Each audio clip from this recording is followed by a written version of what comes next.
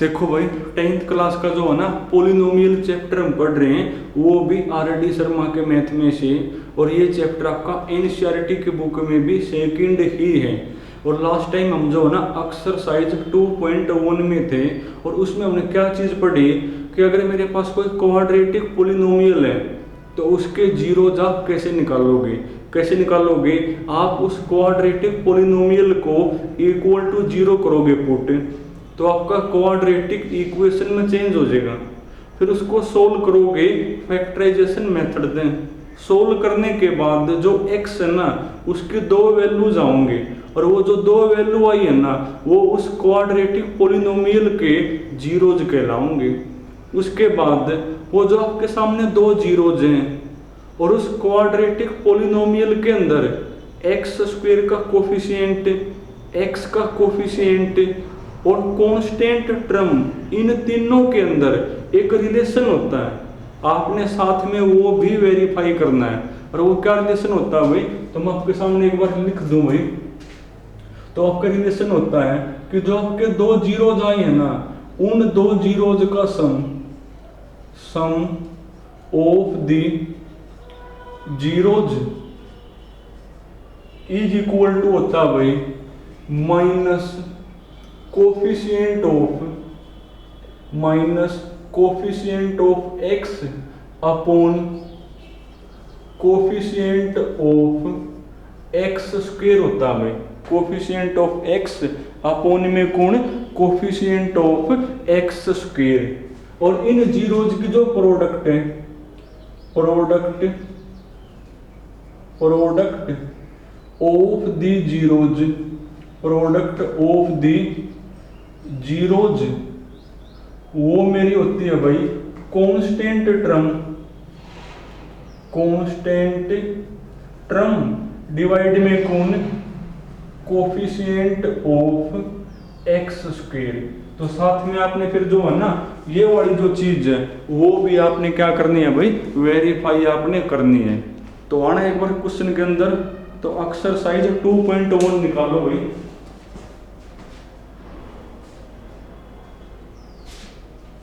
और तुम पढ़ो। देखो जो पहले का पहला पार्ट है ना, देखो वो तो मैंने आपको करवा दिया। अब तुम सेकंड और फोर्थ दोनों में से कोई एक और कर लो भाई। चलो मैं आपको फोर्थ करवा दूं। तो फर्स्ट का फोर्थ पार्ट भाई, क्वेश्चन नंबर फर्स्ट और इसका फोर्थ पार्ट, इसमें क्या हुआ, fx इक्वल टू कौन है मेरा 6x स्क्वायर। पहले मैंने -7x लिख दिया और फिर बाद में कौन माइनस का 3। हमेशा x स्क्वायर की टर्म पहले लिखो, उसके बाद x, और उसके बाद जो भी कांस्टेंट है ना वो टर्म आप लिखोगे। तो सबसे पहले क्या है, आप इस क्वाड्रेटिक पोलिनोमियल के जीरोज निकालो। तो कैसे निकालोगे, स्टेप्स बता ही दिए मैंने।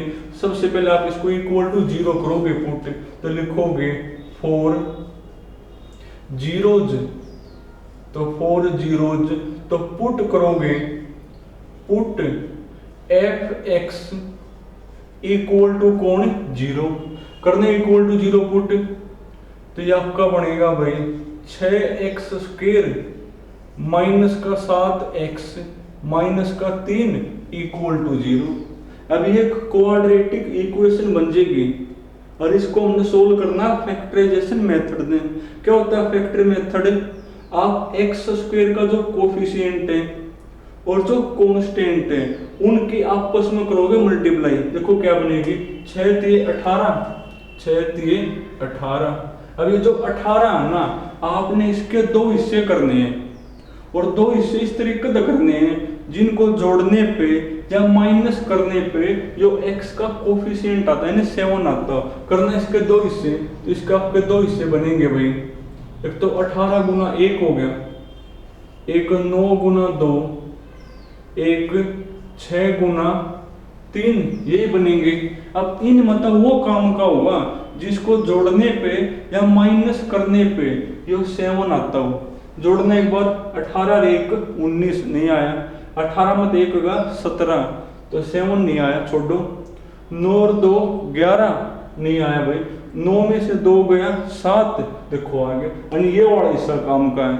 और ये तो -7 है, तो -7 कब बनेगा, जब माइनस का तो 9 लोगे और प्लस का 2, माइनस का 9 प्लस में 2 तो -7 हो गया। साथ में x है तो तुम भी साथ में क्या लिख दोगे, यहाँ x लिख दोगे। यानी जहां पर लिखा ना -7x, वहां पर कौन आ जाएगा, -9x प्लस में 2x, बाकी सेम टू सेम लिखना। एक बार क्या बनेगा ये, तो आपका बनेगा भाई 6x² माइनस का 9x प्लस 2x माइनस का 3 इक्वल टू 0। अब पहले दो टर्म मत है जो आपको साफ साफ दिख रहा है ना, आप वो कॉमन लोगे। कॉमन मतलब जिससे दोनों चीजें कटती हो वो होता है कॉमन। दोनों किससे कटे हैं, दोनों आपकी चीजें 3x से कटे हैं, 3x तो यो भी कटे और 3x से यो भी कटे हैं, तो वो कॉमन आ जाएगा। तो 3x आप लोगे कॉमन, यहाँ पर क्या बचेगा, कॉमन मतलब 3x से आपने कर दिया डिवाइड, तो 6/3 2 और 1x कट गया तो 2x माइनस, यहाँ से भी 3x लो कॉमन तो x से x कट गया और 9/3 3 बनेगा। अब यहाँ से आपकी मन मर्जी नहीं होगी, अब यहाँ तक ऐसी चीज बाहर लोगे कि सेम टू सेम या ब्रैकेट बचे। पर देखो ध्यान दें, सेम टू सेम या ब्रैकेट बच रही है, यानी यहाँ से आपने कुछ भी कॉमन नहीं लेना। और जब कुछ भी कॉमन नहीं लेना नहीं, यानी आपने प्लस का एक कॉमन लिया है, तो लिख दो यूं कि यहाँ तो 2x माइनस का 3 इक्वल टू 0। यहाँ से ऐसी चीज बाहर लेनी होती है कि सेम टू सेम या ब्रैकेट बचे, तो सेम में तो है, यानी आपने कुछ भी कॉमन नहीं लेना। और जब कुछ भी ना लेना हो यानी आपने एक लिया कॉमन। अब क्या करना होता है, दोनों ब्रैकेटा मत है एक लिखोगे और इनको इकट्ठा लिख दोगे।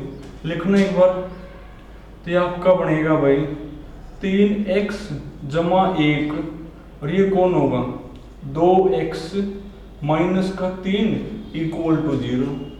अब एक बार इसको लिखोगे इक्वल टू 0, एक बार इसको लिखोगे इक्वल टू 0, लिखो भी दो भाई, तो 3x प्लस 1 इक्वल टू 0, बीच में और लिखोगे 2x माइनस में 3 इक्वल टू कौन 0। यहाँ से x निकालो, 1 को ले जाओ उस साइड, तो 3x इक्वल टू -1, तो x मेरा कौन होगा, यहाँ से x मेरा बनेगा भाई -1/3। अब यहाँ से x निकालो, 3 को ले जाओ उस साइड, तो 2x इक्वल टू 3, तो x इक्वल टू कौन होगा 3/2। अब ये जो 2x की वैल्यू आई है ना, ये इस क्वाड्रेटिक पॉलिनोमियल के जीरोज कहलाएंगे। ये होंगे वो जीरोज, -1/3 और 3/2। और साथ में इसमें लिखा हुआ भाई, आपने जो ये वाली चीज है ना, ये वेरीफाई करो, इसमें कुछ नहीं वेरीफाई करने को। यानी जो आपने दो जीरोज निकाले हैं ना, इनका सम इक्वल टू ये हमेशा मिलेगा वो, और इनकी प्रोडक्ट ये हो, तो कर दो सम इनका। तो फॉर वेरिफिकेशन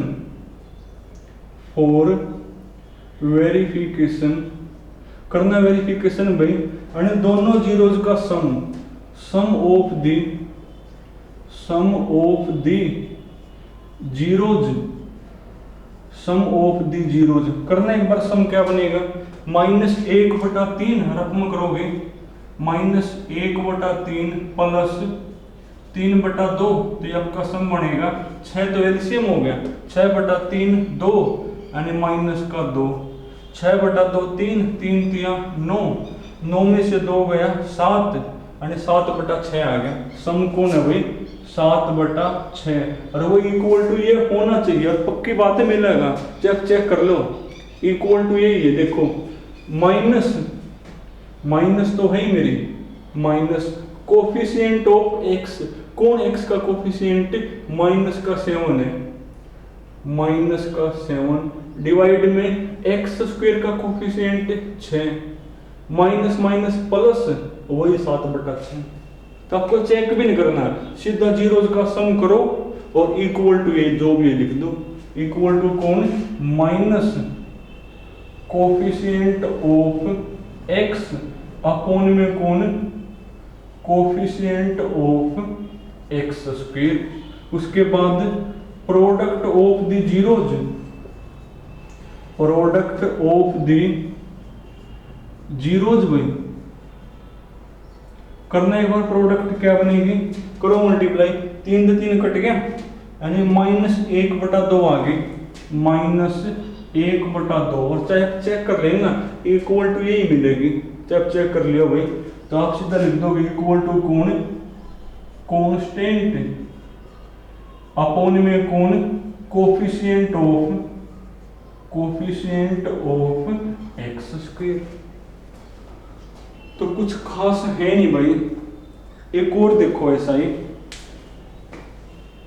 एक तुमने जो है ना मैं रूट वाला करवा दूं जिसमें रूट हो भाई। कई जो है ना रूट से डरते हैं भाई, और जबकि रूट वाला बिल्कुल आसान है अगर आपको एक चीज पता हो तो। देखो वो कौन सी चीज आपको पता होनी चाहिए कि अगर आप रूट के अंदर सेम नंबर मल्टीप्लाई करोगे तो रूट वहां से हट जाएगा। ये चीज इसमें बहुत बार यूज होगी कि रूट एक्स, कौन सी चीज भाई, रूट एक्स इनटू में root x equal to x होता है।